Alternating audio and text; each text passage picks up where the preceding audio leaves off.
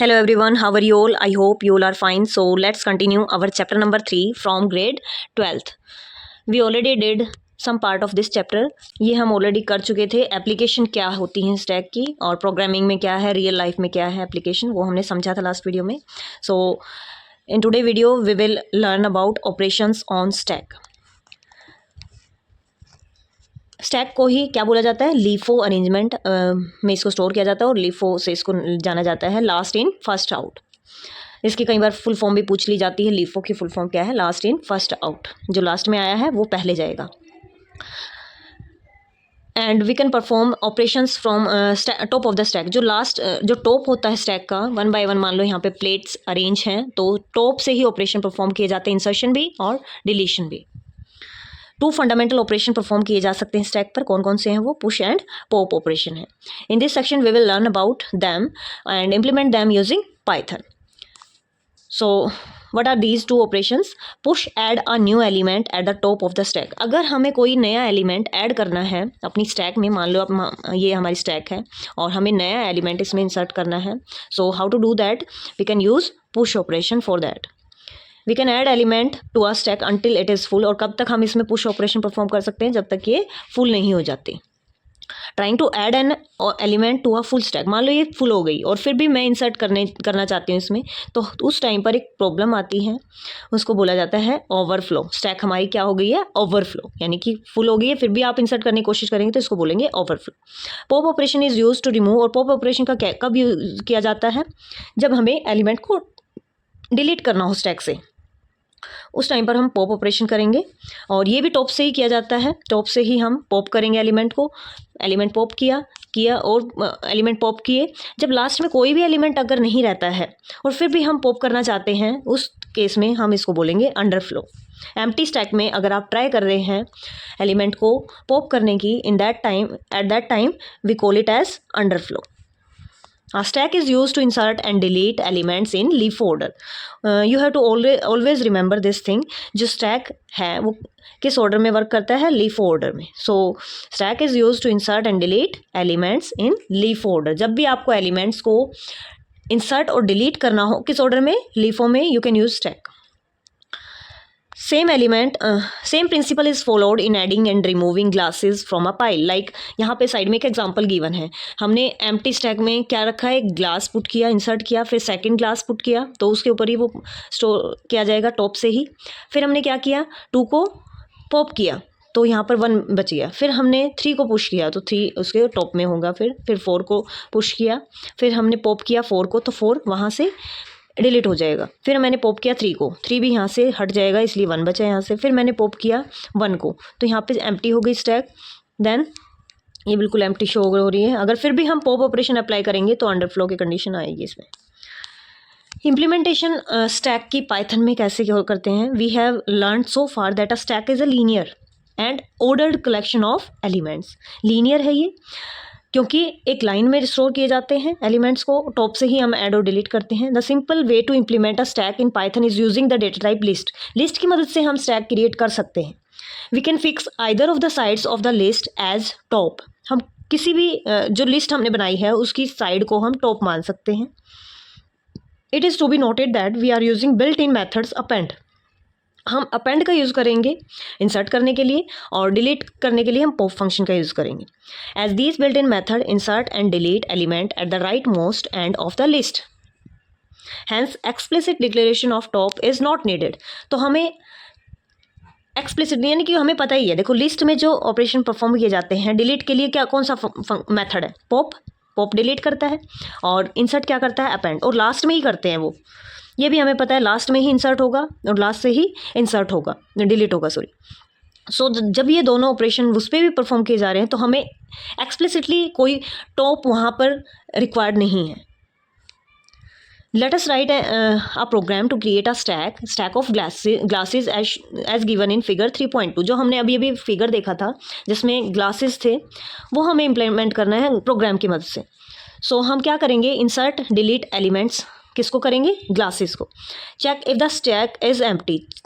हम चेक करेंगे stack empty है या नहीं है. No glasses in the stack. Find the number of elements glasses find out करने हो स्टैक में, read the value of the top most element, number on the top most glass in the stack, and the programs shall define the following function to perform these operations.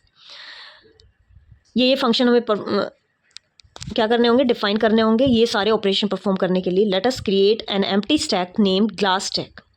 हमें एक क्या करनी होगी, empty stack बनानी होगी glass stack नाम की। We will do so by assigning an empty list. तो एक एम्प्टी लिस्ट हमने क्रिएट की जिसका नाम हमने रखा ग्लास स्टैक। ये स्टैक बन गई है, लिस्ट की मदद से बनाएंगे क्योंकि स्टैक पाइथन में वैसे नहीं होगी, हमें अदर डेटा टाइप्स की मदद से उसको इम्प्लीमेंट करना होगा। A function named isEmpty is to check whether the stack glass stack is empty। एक फंक्शन और क्रिएट किया isEmpty, वो चेक करने के लिए कि स्टैक एम्प्टी है या नहीं है। Remember trying to remove an element from an empty stack would result in underflow. अभी मैंने बताया था कि अगर हम एम्प्टी स्टैक से, कोई एम्प्टी स्टैक है ऑलरेडी और उससे फिर एलिमेंट डिलीट करना चाहते हैं, पॉप करना चाहते हैं, तो अंडरफ्लो की कंडीशन आती है। This function returns true. तो इसलिए हमने फंक्शन बनाया है चेक करने के लिए कि स्टैक एम्प्टी तो नहीं है। अगर हमें पॉप करना है तो हम पहले चेक करेंगे इस एम्प्टी को। अगर ये फंक्शन रिटर्न करता है ट्रू तो स्टैक क्या है, एम्प्टी है इसका मतलब। अगर वो ये फंक्शन रिटर्न करता है फॉल्स तो स्टैक हमारी एम्प्टी नहीं है। ये देखिए डिफाइन किया एक फंक्शन इज एम्प्टी नाम का, और इसमें हमने पास किया स्टैक को। इज एम्प्टी स्टैक को चेक करना है तो यहाँ पे चेक की इफ लेंथ, स्टैक की लेंथ अगर 0 है, स्टैक में कोई एलिमेंट नहीं होगा उस टाइम पर लेंथ 0 होगी, तो लेंथ को चेक किया इक्वल टू 0 है तो रिटर्न कर दिया ट्रू कि स्टैक हमारी एम्प्टी है। एल्स रिटर्न कर देगा ये फॉल्स। सो यहाँ से चेक हो जाएगी हमारी स्टैक एम्प्टी होगी तो ट्रू रिटर्न करेगा ये। अब फंक्शन नेम्ड ऑप पुश नाम का एक फंक्शन और क्रिएट किया गया, किस लिए, to insert a new element. एक नया एलिमेंट इंसर्ट करने के लिए स्टैक में हमने एक फंक्शन और क्रिएट किया ऑप पुश नाम का। जब भी हमें नया एलिमेंट इंसर्ट करना होगा हम इस फंक्शन से को कॉल करेंगे। This function has 2 parameters, name of the stack in which the element is to be inserted. जिस स्टैक में हमें एलिमेंट इंसर्ट करना है उस स्टैक को पास करेंगे, और एलिमेंट को पास करेंगे that need to be inserted. We know that insertion of an element is always done at the top of the stack, hence we shall use the built in method append. तो हर बार हम किस function का use करेंगे, append का ही use करेंगे, क्योंकि append last में ही इंसर्ट करता है एलिमेंट को, क्योंकि हमें स्टैक की तरह ही इसको बनाना है। वैसे तो हम लिस्ट में बीच में भी इंसर्ट कर सकते हैं, बट हमें स्टैक की तरह इसको इम्प्लीमेंट करना है तो हम अपेंड का ही यूज़ करेंगे, सो दैट हर बार जो हमारा एलिमेंट इंसर्ट हो वो कहाँ पर हो, वो लास्ट में इंसर्ट हो। Okay, as there is no limit on the size of the list in Python, the implement stack will never be full unless there is no more space available in memory।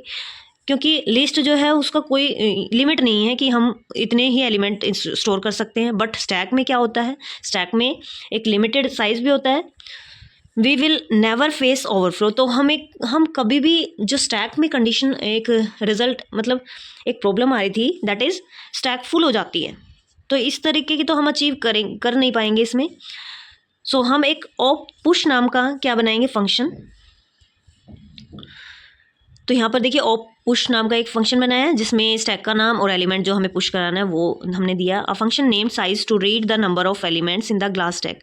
और एक function हमने बनाया size नाम का जो read करेगा number of elements कितने हैं। We will use the len function of list in Python to find the number of elements in the glass stack. यहाँ पर साइज़ हम चेक करने के लिए साइज़ को कॉल करेंगे और ये रिटर्न कर देगा कितनी लेंथ है। A function name top to read the most recent element. अगर मुझे टॉप मोस्ट एलिमेंट को रीड करना है तो मैं किस फंक्शन को कॉल करूँगी, टॉप फंक्शन को। टॉप फंक्शन क्या करेगा, सबसे पहले इज एम्प्टी को चेक करेगा कि क्या स्टैक एम्प्टी तो नहीं है। अगर स्टैक एम्प्टी है तो ये यहाँ पर क्या रिटर्न करेगा, नन। एल्स लेंथ कैलकुलेट होगी, एलिमेंट स्टैक में क्या होगा,